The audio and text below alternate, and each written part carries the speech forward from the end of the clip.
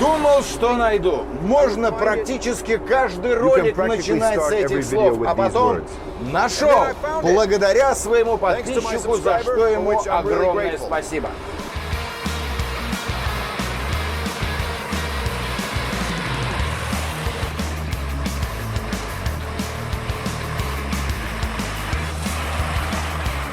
И я даже себе не мог представить, как необычно им управлять. Помните, я рассказывал про грузовик Сиам и планету Рос-128? Так вот, Колхида должна ехать вместе с ним.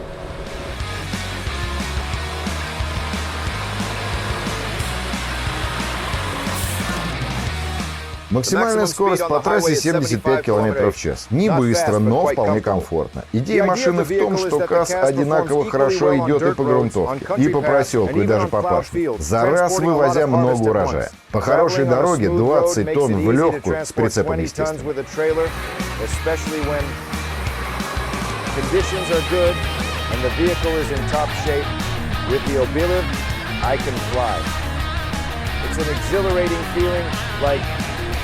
I believe I can fly. Я лечу.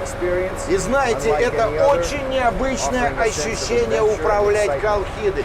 И теперь я понимаю, почему КАЗ-4540 называют метр над пропастью.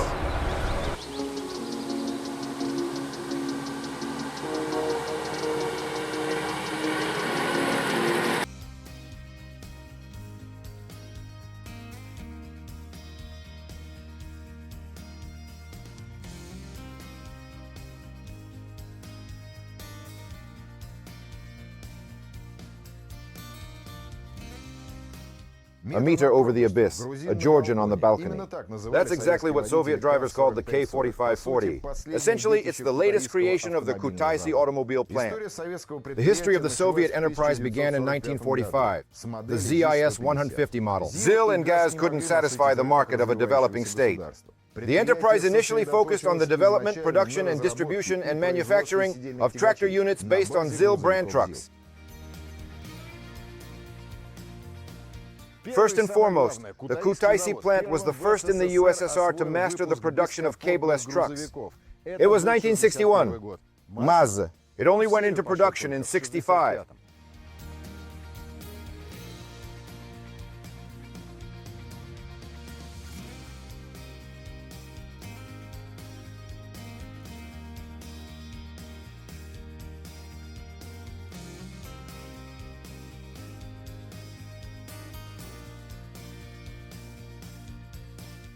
But in early 80s, to be precise, in 1984, this wonder appeared. The ideas embedded in the KAZ 4540 were innovative and progressive. Is it a joke? The Balashov Design Bureau for Trailers and the Yaroslavl Motor Plant worked on creating a truck for agriculture.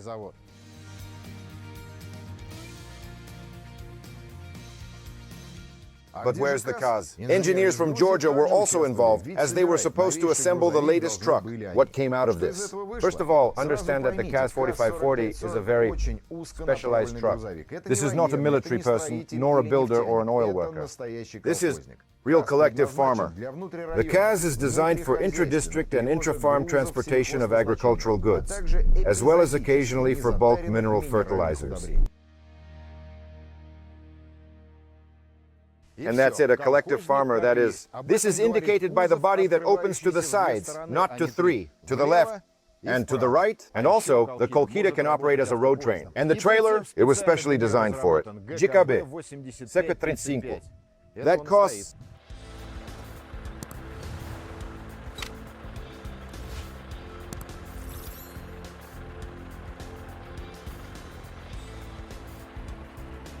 The body is lifted using hydraulics, and all operations have to be done by hand. The platform tilts at a 50-degree angle.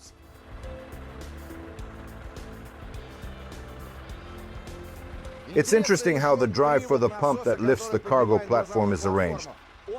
It is installed at the back of the transfer case and is driven by the main drive shaft. So there isn't an additional power takeoff shaft here as such. A similar setup was used on European trucks like Tatra and IPA in different configurations.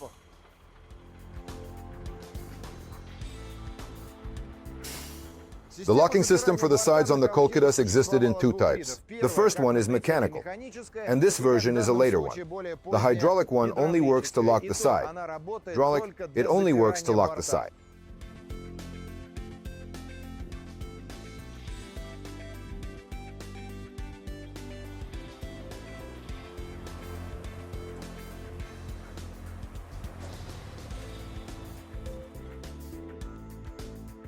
I've always been impressed by the appearance of the model.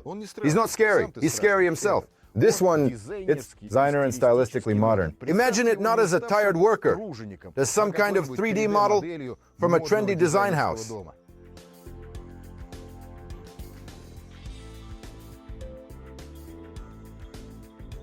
The cabin is made from stamped panels, welded in a cube, a technological cube, where every detail is thought out. On one hand, it's simple, and on the other hand, it's precise, and also, the cabin hangs not even over the front axle, but in front of it.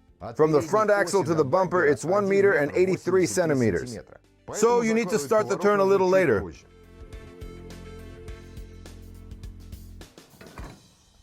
The cabin tilts. The cabin lifting mechanism, hydraulic, bit of a hassle. And if it breaks, which happened often, lift the cabin. It's practically impossible.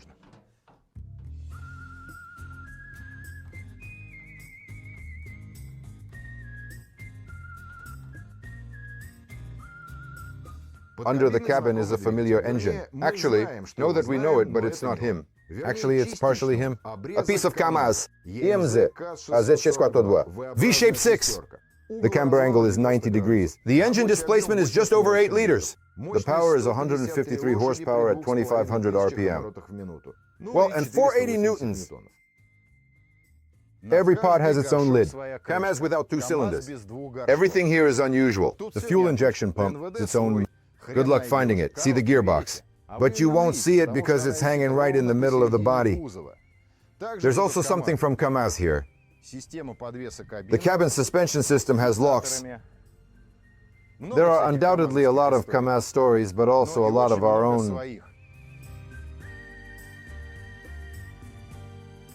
The gearbox is connected to the engine by a drive shaft. There was nothing like this in the USSR, and even now it's not very common. And the torque from the gearbox is transmitted to the axles. And also, there is no transfer case as such. Everything is integrated into the gearbox. Pump, transfer case, gearbox, unified block. Simple and genius. And the collective farmers also complained that the front axles, let's say on the Shishiga, they're a bit weak. And the knuckles and the CV joints, they say, have become more reliable.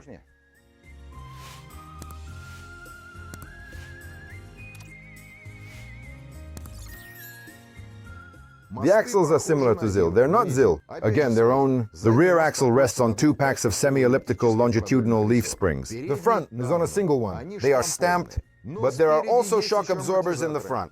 The axles, standardized for the differentials and hubs, but there's no differential lock on the front. It's time to get into the driver's seat. Here's zone step. You can't just jump in from the wheel. It's easy. Get in. This is the 66 that I'm rolling into. I'm really stepping in here. The interior is tastefully designed for the 80s. The dashboard is divided into 3 zones. On one side, the instruments are in the center of the switch panel. Axle lock, differentials, lift buttons, light switch. In short, the control panel is no less. About right side, not matter, glove compartment. And also, take a look at the clutch pedal. It's usual in its execution.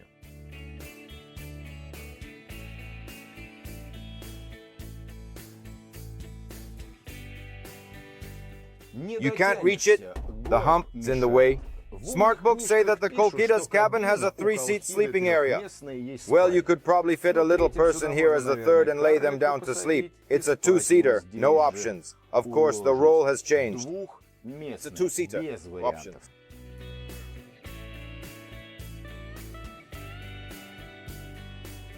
Role, of course, changed. It stood a little bigger, and the KAZ guitar was present. Soft plastics, 80s. If you compare it to foreign counterparts, it's actually quite good here. Yes, of course, over time they dry out and crack, but our faces aren't getting any younger either. One of them shuts off. Diesel fuel pump, and the other one is for the manual throttle. Ashtrays. Manual throttle. Ashtrays. Everything great. Clothes hooks. Folks, if this isn't a foreign car, then it really is a foreign car.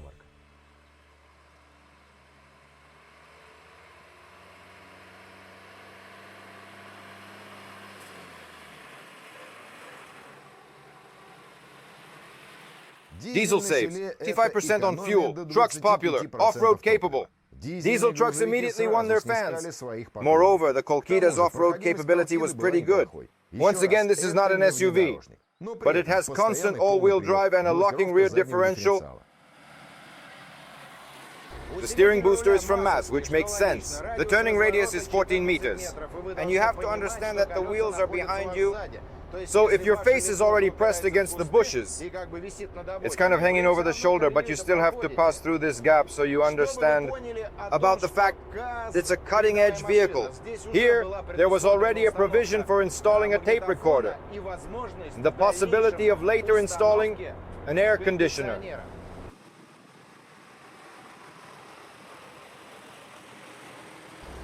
The little windows are supposed to help, but over time they fall out and regular guys glue them back in. The gear shift lever, it reminds me of the Shishiga, but it's designed comfortably. There's really a lot of space. And the owner is also looking for the right guys who can balance the crankshaft and the flywheel. And he's also asking for help to find, I even added, wheels. 12x, 25x, 22.5x8 studs. So, who can do this? Hairpins. So, who can do this? Write in the comments and we'll thank you.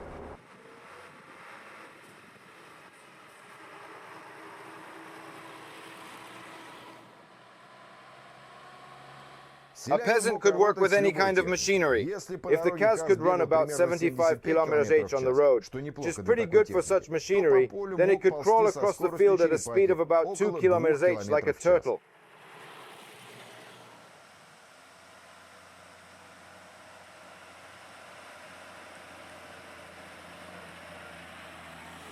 Eight-speed transmission system, manual naturally, 8 gears forward and 2 reverse.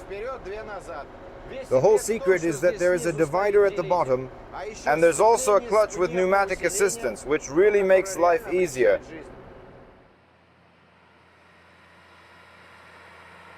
The factory in Kutaisi produced about 5,000 machines a year. They spread out across the entire territory of the USSR. The planned economy tried to saturate the collective farms with the necessary machinery, and the collective farms welcomed the machinery with enthusiasm.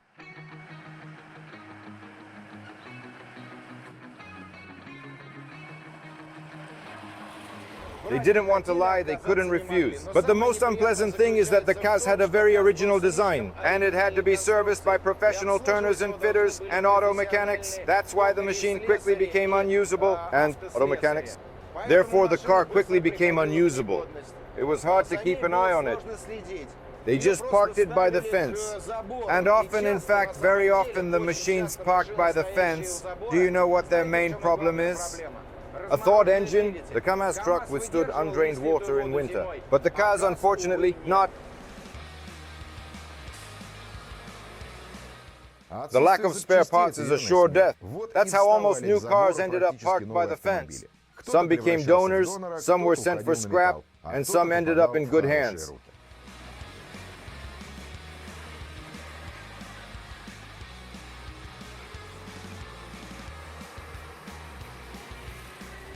The KAZ 4550 is a victim of circumstances. He is judged by other models that were really bad. And a meter above the abyss is an undeservedly forgotten car. I reminded you the hunt. Continue.